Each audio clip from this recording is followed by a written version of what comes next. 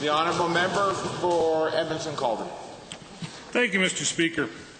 The honourable members for St. Albert, Beverly Clareview, and Edmonton Manning and others are likely all very familiar with Pythagoras and his theorem, which states that the sum of the squares of the sides of a right triangle are equal to the square of the hypotenuse.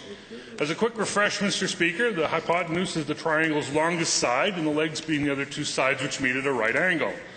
This theorem, as most will recall, can be written as an equation relating to the lengths of the sides a, b, and c, and thus we have the Pythagorean Theorem of c squared is equal to a squared plus b squared.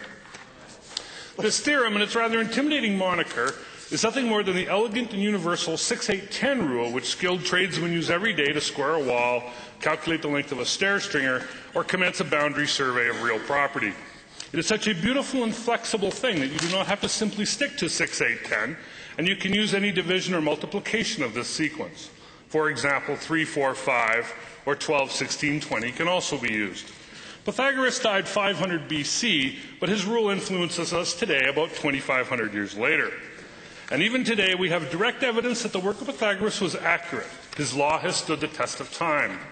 And it is comforting to know that there are things that are reliable and can be spoken of with absolute precision.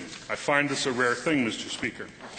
Our work in this House is not based on such reliable laws as Pythagoras, but more likely upon Beauchesne's Rules and Forms, section 494, which begins that it has been formally ruled by speakers that statements by members respecting themselves, and particularly within their own knowledge, must be accepted, and ends by saying, no imputation of intentional falsehood is permitted, and on rare occasions this may result in the House having to accept two contradictory accounts of the same incident.